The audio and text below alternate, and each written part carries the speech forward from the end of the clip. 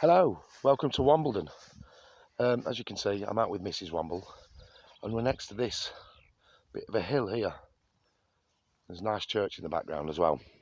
But that bit of a hill, we're still in Northamptonshire, we're at the very northern edge of Northamptonshire. But that bit of a hill is pivotal to English history, British history, and actually even to world history. Because where that hill is where Fotheringhay Castle used to stand, and Mary Queen of Scots was executed here. King John III, is that right? Richard III, she's my technical advisor, was born here. Mary Queen of Scots was executed here, and eventually it was ripped down sometime in the 17th century. So let's go and take a look at it. As you can see behind me, you can see the earthworks here. This is pretty much all that remains now. And just over here is the moat that used to come round the side of the castle to keep it protected. And just in the distance here, you can't quite see it at the moment, but we will as we go up to the top of the hill there, is the River Nen, or River Nene as it probably becomes just here. We're not far from Peterborough now. And so yeah, let's go and take a look at it. So, from what I understand, the castle was built by a very famous person in Northampton, Simon de Senlis, around 1100, and he was either a friend or the son of a friend, I've got to do some research on that, of William the Conqueror, which we all know about, 1066 and all that. And the castle was built sometime in 1100. And he was a great crusader. He was off on crusades all the time. He kept getting caught and coming back and that, but he was very much valued by William the Conqueror and the later kings because he was a good soldier. So he built this around 1100, and it sort of stood for sort of 300-400 years, and it's got an amazing amount of history. So there's an information board here. I'm going to turn you around and you can have a look at it, and we'll see if we can't learn some stuff together. So that is the motte. This is the bit that they called the motte. The top of the hill there is the motte, so it's like a mount, and then you've got the moat here. So it's at first they were called Mott and Bailey. I don't know what that 100% means. I'll have to look into that. But so you've got this moat that comes around here, and you've got where the castle itself was. Quite an impressive thing. And when we get on top of it, you'll see the countryside, and it really does command the landscape. So let's have a look at this this board here. So there we go, Fotheringhay Castle. The earliest castle at Fotheringhay was probably built by Simon de Senlis, Norman Earl of Northampton and Huntingdon, in around 1100 AD. On his death, his widow, Maud, married David, King of Scotland, and the castle passed down the Scottish royal line. In the 15th century, the castle became the administrative centre of the powerful Dukes of York. Subsequently, it became a royal palace, the birthplace of Richard III, and eventually the prison and the place of the execution of Mary Queen of Scots. Let's find out about Richard III then. Richard III was born at Fotheringhay in October 1452. This was before Columbus had sailed off to find the Americas. I say find, they were already there. He didn't discover a great deal, did he? It says Richard III lost his head and the crown in 1485 at the Battle of Bosworth Field. Now, I'm not 100% sure whether that's true, because quite recently they've dug a skeleton up that they claim to be Richard III, and it still had its head. But anyway, and Fotheringhay went into decline. Henry VIII, very important figure in British history, gave the castle to his queen, Catherine of Aragon, who spent large sums of money on it. After their divorce, it passed to each of his wives in succession. Mary Queen of Scots was held prisoner and executed at this castle, Fotheringhay, February 1587. The castle was little used after it served as a prison and place of execution for Mary Queen of Scots between 1586 and 1587. It was sold, fell into disrepair, and was dismantled in 1628. The stone was removed from the castle and was used to build the Talbot Inn at Oundle. And they've got a nice picture of what it might well have looked like in the earliest stages. You can see here there is a stone building there, but just a wooden palisade around the edge, and then this sort of settlement there. And if you look over here, looking up straight, that's where the keep would have been on top of it. That's the stone building.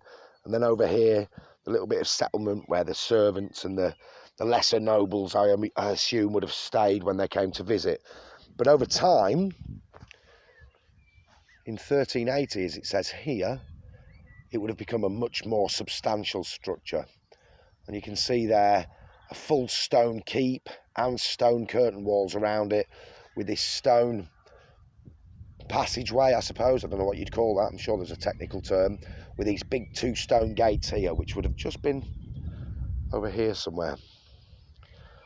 And obviously nothing much remains of that now. And you can hear it's quite quiet. Lots of birds singing. There are some people, we've seen a few people around and about. So let's have a wander up and see what we can see from up there. So according to the information board back there, we're kind of taking the same track that any visitors to the castle would have taken. You can see the slight rises in the ground. Off to the left here is where the sort of servants' quarters or the accommodation for visitors would have been. And then up here is where the keep would have been. And somewhere in between, probably here, is that sort of passageway. I don't know what you call it. There's probably a proper term for it. Up onto the top there, where the big stone keep and its curtain walls would have been. So we're going to go over this way, and you'll see why they built it here. You can see in the distance here, it's very flat. And that's because we're in the Nen Valley, or the Nene Valley, which was quite an important part of the country. This river that you're about to see, there it is, was navigable by smaller boats. And so trade was continued up and down this. And there's even evidence that the much earlier Vikings in the 800s and the 900s used this as one of their routes of attack into the middle of the country. And down here, before we go up onto the top, is this great big piece of rock. Bear with me a second because it's a bit downy. And I'm not 100% sure what that is, but there are some notice boards on the other side to tell us. And it's obviously very important. It's about the only piece of stone that's left around here. And here we go, look at this. King Richard III, youngest son of Richard, Duke of York, and Cicely Neville, was born in this castle October the 2nd, 1452. And for more details, please visit Richard III, which is Richard III, obviously, .net, which is actually quite a big society. Okay, so Fotheringhay Castle. This tells us what this piece of stone is. This masonry from the castle's keep was set up and protected by the Peterborough Archaeological Society by permission of the Lady Wantage, AD 1913. G.C.W. Fitzwilliam, D.L. Chairman, whatever that means, Frank Looms, Honourable Secretary, Alan W. Ruddle, Ariba, I don't know what that means, Honourable Architect. And then there's another one here. In memory of Mary Stuart, Queen of the Scots, beheaded in the Great Hall of Fotheringhay Castle, 8th of February, 1586-87.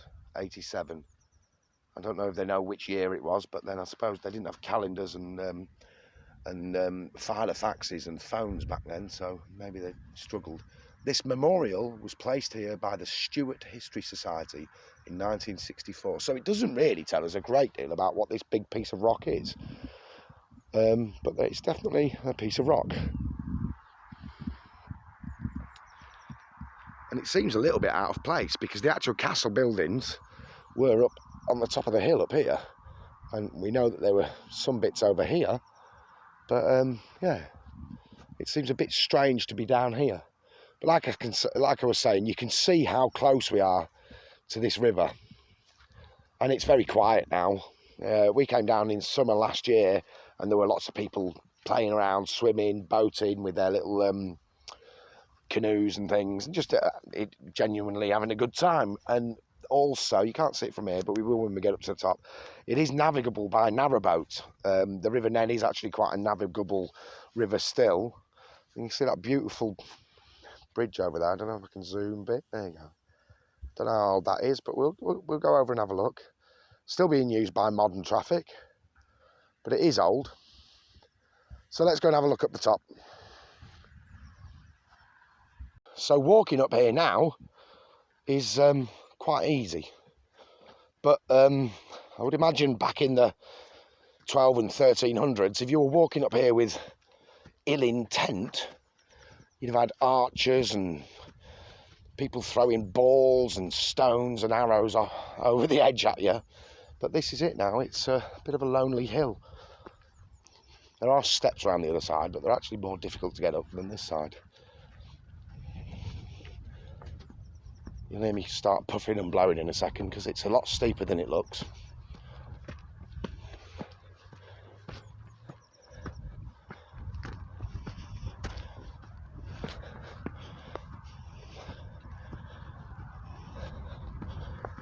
And there we go.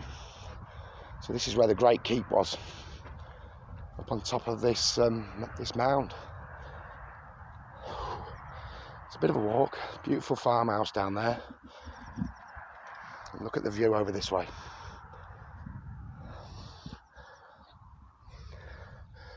See for miles along the River Nen there, or Nen, however you call it. Like I said, you can see the canal boat off in the distance.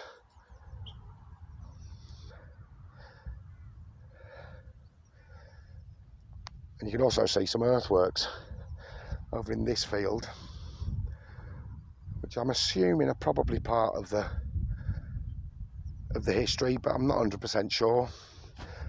And it is private land, so we've got to be a little bit careful. So yeah, this is the site of the Great Hall, just here, somewhere under here. There's a little bit of stone there, look. I wonder if that was actually part of the building. But this is where Mary Queen of Scots was executed, which is pretty much a battle between the Protestants and the Catholics.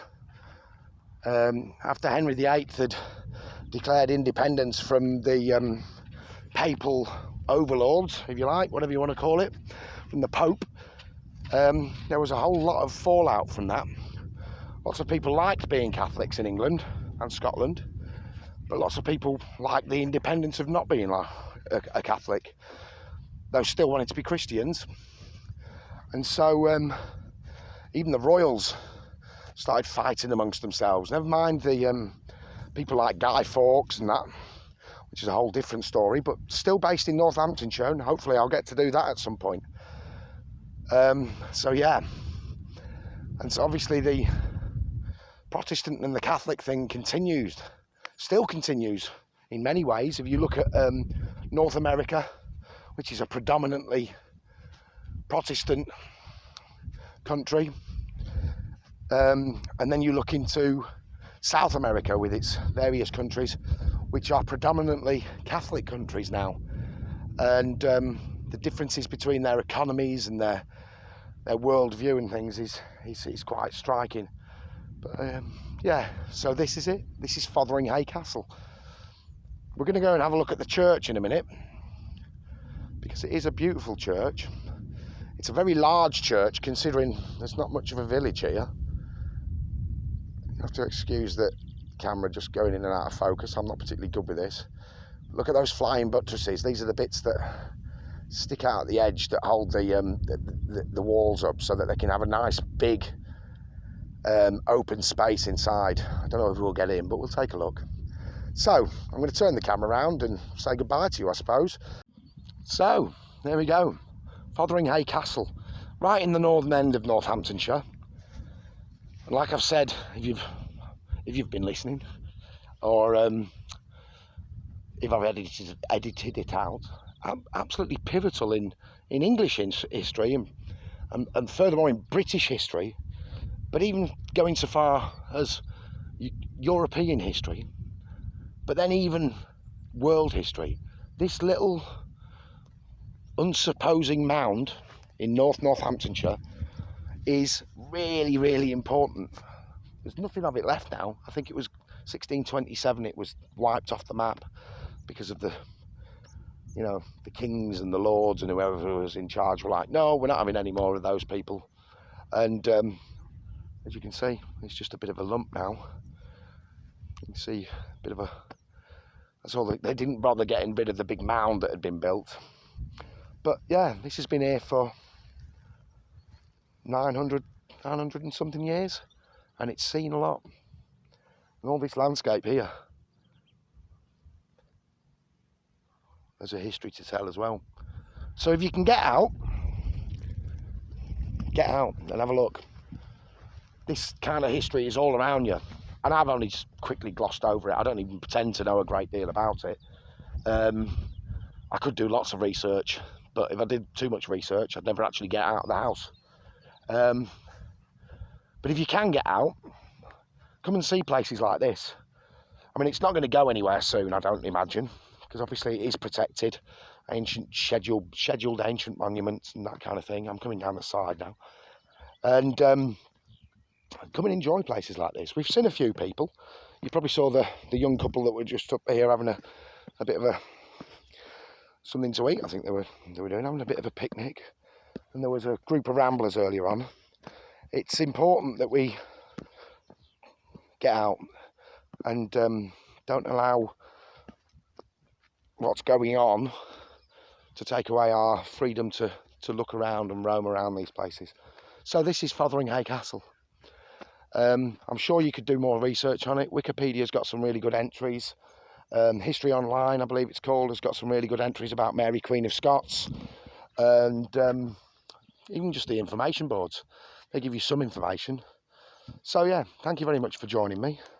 If you like the video, please like and subscribe.